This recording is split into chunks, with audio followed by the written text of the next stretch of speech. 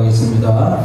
예수께서 예루살렘에 이르러 성전에 들어가사 모든 것을 둘러보시고 때가 이미 저물매 12제자를 데리시고 베다니에 나가시니라. 이튿날 그들이 베다니에서 나왔을 때에 예수께서 시장하신지라. 새벽에 나왔다고 했어요. 3시에서 6시. 멀리서 잎사귀는 한 무화과 나무를 보시고 혹 그 나무에 무엇이 있을까요? 하셨더니 가서 보신즉 잎사귀 외에 아무것도 없더라. 이는 무화과의 때가 아님이라. 이때는 무화과를 의미하는 것이 아니고 이스라엘을 의미하는 해서 하이로스 하나님의 때를 의미를 하고 있다라고 하는 겁니다.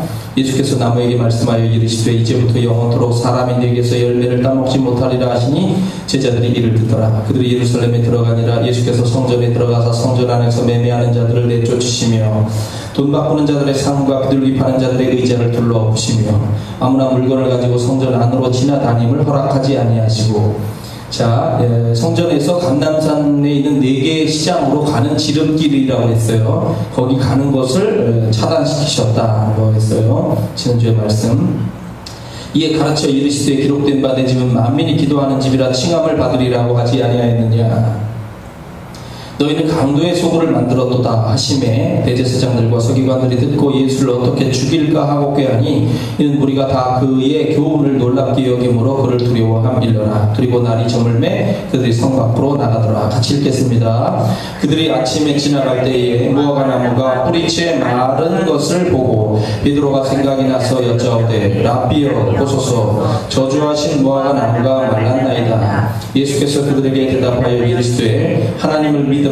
내가 진실로 너희에게 이르노니 누구든지 이 산더러 들리어 바다에 던져지라 하며 그 말하는 것이 이루어질 줄 믿고 마음에 의심하지 아니하면 그대로 되리라. 그러므로 내가 너희에게 말하노니 무엇이든지 기도하고 구하는 것은 받은 줄로 믿으라. 그리하면 너희에게 그대로 되리라. 서서 기도할 때에 아무에게나 혐의가 있거든 용서하라. 그리하여야 하늘에 계신 너희 아버지께서도 너희 혐오를 사하여 주시리라 하시니라. 아멘. 26절 말씀은 없습니다. 자, 성전 정화에 대한 예수님의 성전 정화에 관한 말씀을 오늘 두 번째 말씀을 드리도록 하겠습니다. 자, 첫 번째는 예수님의 성전 정화의 모습을 우리가 배우고 따라가야 된다는 것입니다. 예수님께서 채찍을 만들어서 요한복음에 의하면 채찍을 만들어서 성전을 정화하는 그런 모습을 우리가 볼 수가 있는데 우리가 새로운 예수님의 모습을 보게 되는 것 같다는 생각이 들죠. 지금까지는 사람들을 볼 때 사랑의 눈빛으로 바라보았습니다.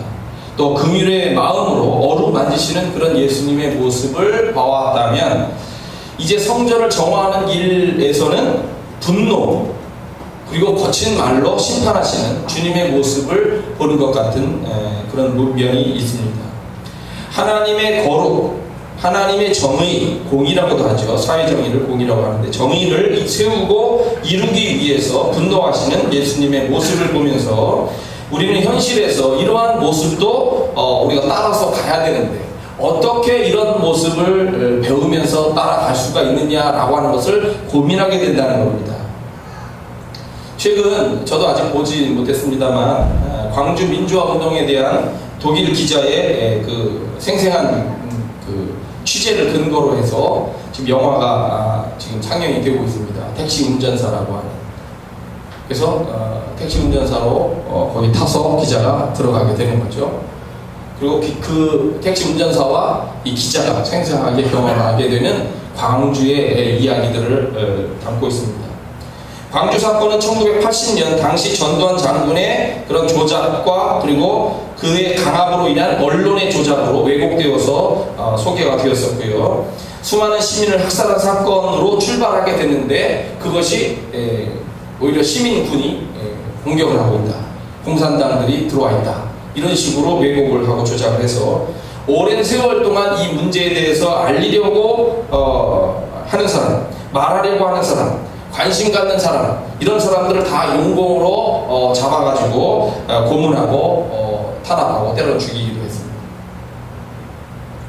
이것을 알고 듣고 보고 있는 우리 시대는 시대 우리 사람들은 이것을 어떻게 생각을 해야 하는지, 또 사는 것이 어떻게 사는 것이 옳은 것인지 이러한 고민들을 하게 되는 거예요.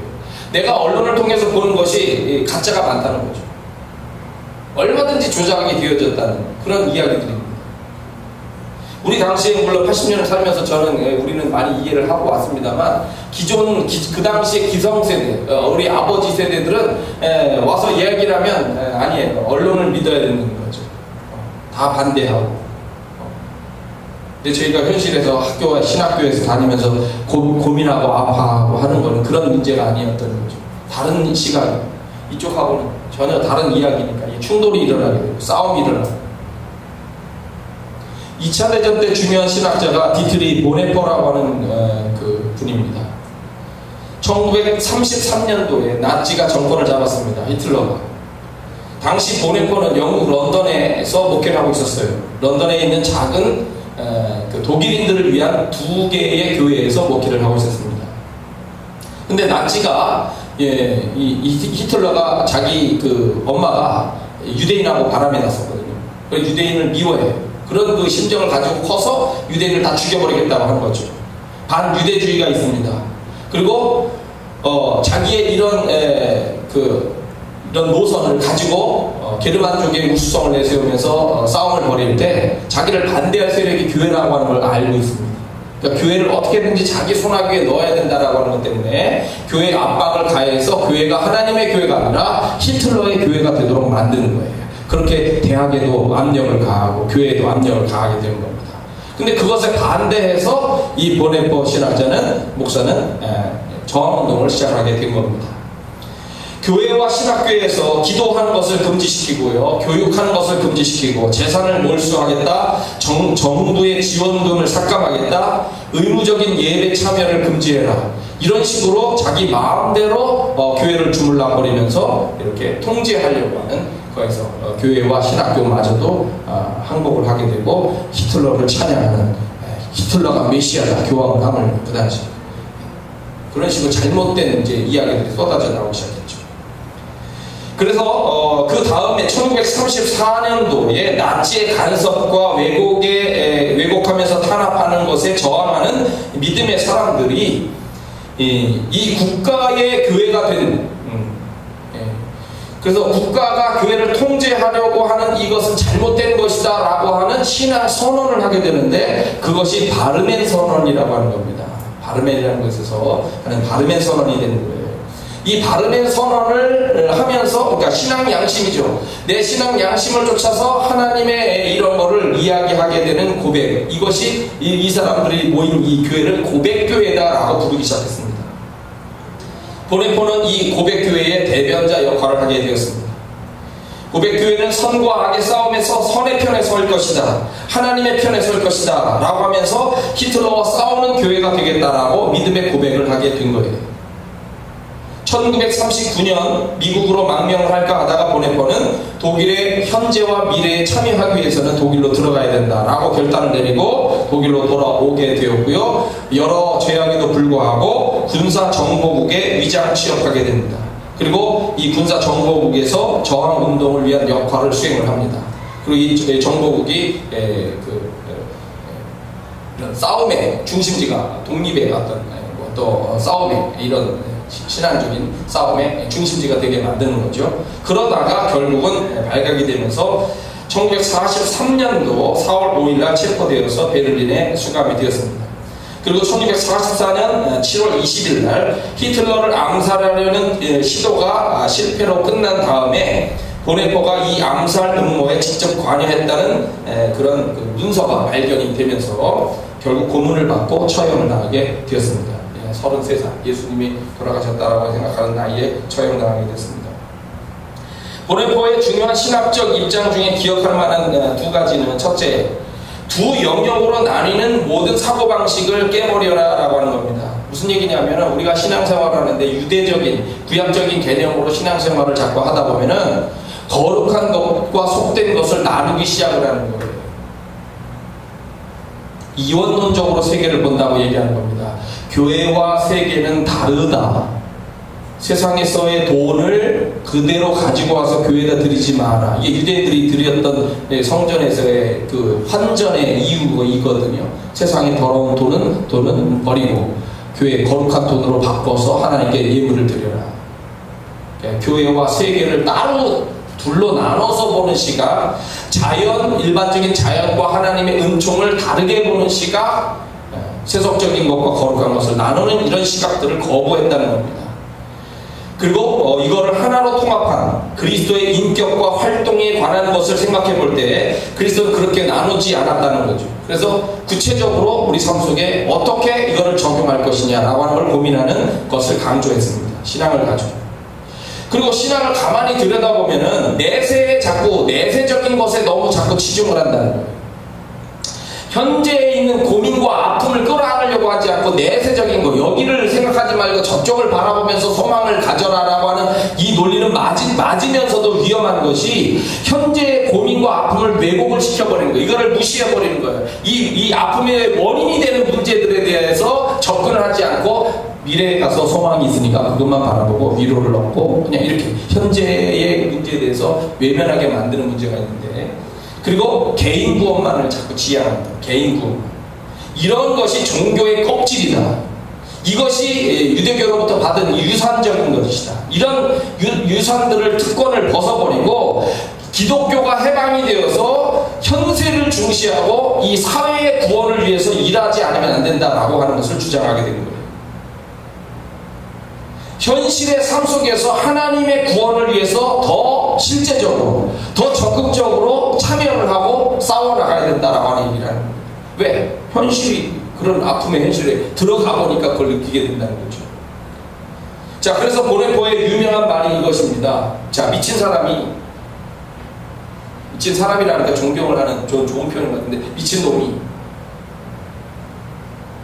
차를 탈취를 했어요.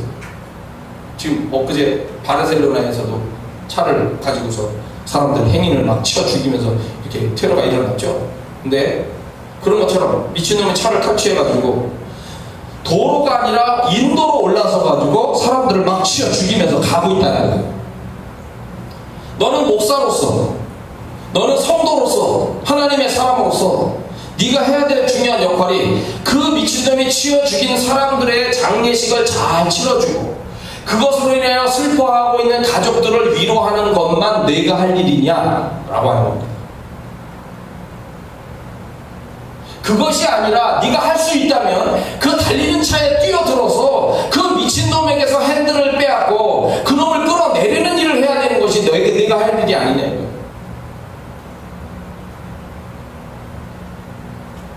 이게 보네포가 유명한 얘기한 그 이야기입니다. 이 보네포로 대변되는 독일의 고백교회의 믿음의 고백의 이야기를 역사를 통하여 신학을 통하여 배웠던 거죠. 한국교회가. 독일에 유학 갔다 온 신학자들도 있었기 때문에.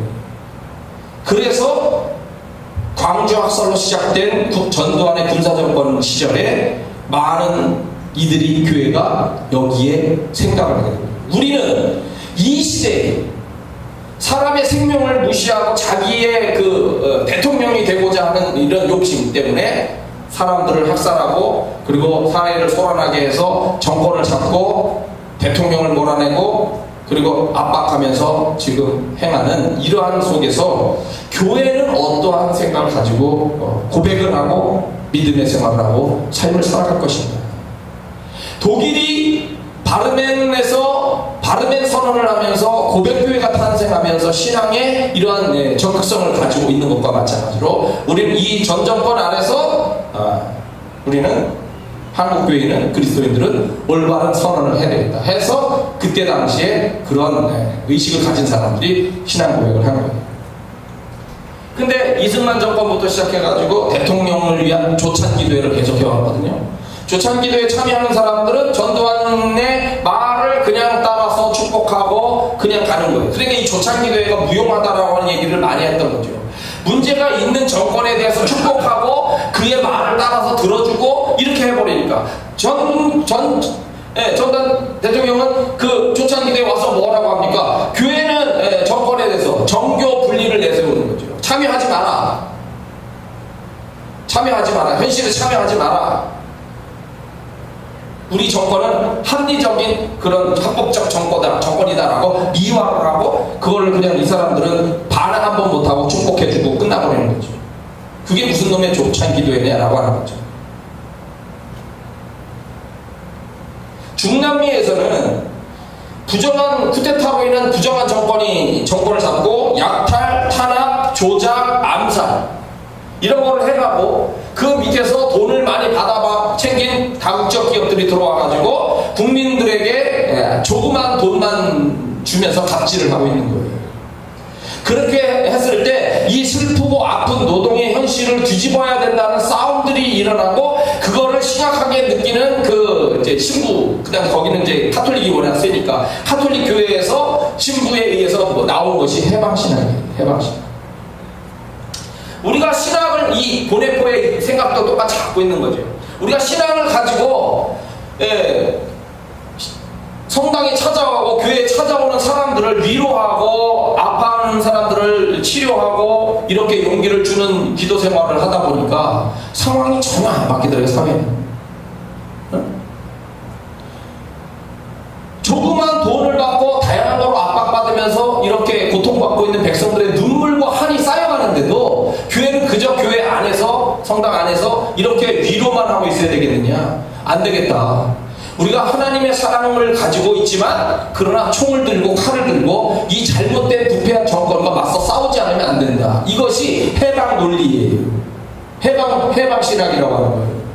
아까처럼 미친놈이 달려들어가 미친놈이 그렇게 운전하고 있을 때 보낸 것처럼 네가 할 수 있다면 쫓아 올라가서 그놈을 끌어내려야 되는 것이 아니냐라고 하는 것처럼 우리가 사랑을 갖고 있지만 무기를 들고 그놈과 싸워야 되겠다라고 얘기를 하는 것이 해방 신학이에요. 이게 이 해방신학의 문제가 우리나라의 이 그 바름의 선언과 똑같이 마찬가지로 그런 고민을 가지고 우리한테 다가왔었던 거죠. 우리 시대. 그리고 그것이 우리나라에는 민중신학이라고 하는 단어로 새롭게 해석돼서 나왔어요. 민중이 아파하는데, 민중은 눈물 흘리는데, 너는 목사로서 그냥 위로해주고 그냥 잘 될 것이다 미래 천국만 바라보고 축복기도 해주는 게 네가 목사가 할 일이냐 이거예요. 그런 고민이 있는 거죠. 그게 아니라 그들이 아파하는 그 현장에 가봐라 이거지. 가보고 같이 울고 같이 싸워야 되지 않느냐 이거지. 네가 먼저 앞장서서 죽어야 되지 않느냐 이거예요.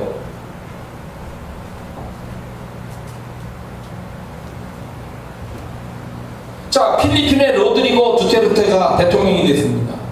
선거할 때 그랬습니다. 이 삐뚤어진 나라, 문제가 많은 나라를 제자리로 세워놓겠다. 강력한 대통령이 되겠다. 그래서 작년에 대통령이 됐습니다. 이 사람이 바꾸겠다라고 하는 제일 1순위가 뭐냐? 마약에 필리핀이 지금 찌들어있다. 마약을 만약에 이 문제를 해결하지 못하면 필리핀의 국가 미래는 없다. 마약을 앞으로 6개월 안에 마약한 걸 다 없애겠다. 그래서 마약을 갖고 있거나 마약을 사고 팔거나 마약을 운반하거나 모두가 죽여버리겠다. 현장 사살해도 좋다. 그래서 난리가 난 거죠. 지금 엄청나게 많은 사람들을 감옥에 하는데, 왜냐면 감옥에 5사람 6사람 들어가는 곳에 60명을 집어넣어. 감옥에 집어넣을 수가 없어. 얼마나 마약하는 사람들이 많은지. 그러니까 감옥에 집어넣어가지고 교화해가지고 이렇게 해가지고는 시간이 없다 이거야. 우리 이 필리핀의 미래가. 그냥 현장 사살해보고 끝내라.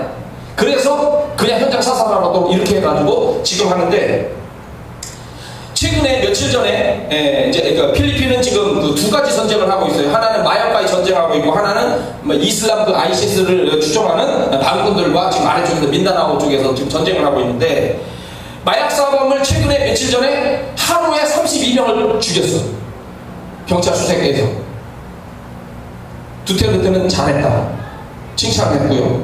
인권단체나 국제기구 같은 데서는 이것이 너무 재판도 없이 적절한 과정을 거쳐서 항변을 하고 이렇게 하지 않으니까 인권을 너무 경시하는 것이 아니냐, 인명을 너무 함부로 살상하는 경시가 아니냐라고 하는 것 때문에 문제 제기를 하고, 하물며 옆에 있는 부통령도 문제 제기를 하면서 지금 반대 쪽에 서는 이런 입장도 나왔어요. 그런데 중요한 것은 얼마나 심각하면 이렇게까지 하지 않으면 안 된다라고 지금 두테르테가 이렇게 하고 있는데, 논란이 많이 있지만 여러분이 만약에 두테르테 대통령이라고 한다면 어떻게 하시겠냐라고 질문을 해보고 싶어요. 만약에 나라가 마약에 취하고 마약으로 돈을 벌고 마약으로 위안을 삼고 이게 지금 너무나도 찌든 국가의 미래가 심각하게 위협을 받고 있는 상황에서 당신이 정말 대통령이라면 어떻게 하겠냐고 고민을 해보는 거예요. 그냥 고민. 자, 선악과를 먹은 아담과 하와 잘 아실 겁니다. 심판을 받았죠. 가만히 생각해 보세요. 선악과를 잔뜩 싸다가 집에 보관했습니까? 선악과를 다 따가지고 집에다가 잔뜩 창고에다 보관을 했나요? 아니면 선악과를 먹어야 되겠다 해서 무수한 날 동안 먹어왔습니까? 아닙니다. 단 한 가지 먹었어요. 하나. 근데 선악과 하나 먹은 것 같고 바로 죽음을 선언하고 에덴 동산에서 쫓아내는 하나님이 너무 심한 아버지입니까? 아니면 그냥 그대로 심판을 하는 것이 옳은 아버지입니까? 에덴 동산의 사건을 보면서 다시 한번 질문을 해보세요. 고민을 해보세요. 여러분 같으면 어떻게 하겠나? 자, 소돔과 고모라가 심판당했습니다. 하나님의 심판을 자초하는 니느웨에게 요나를 보내서 회개할 기회를 얻고 40일 동안 40일이 지나면 망한다 라고 해서 임금부터 짐승에 이르기까지 막 금식하면서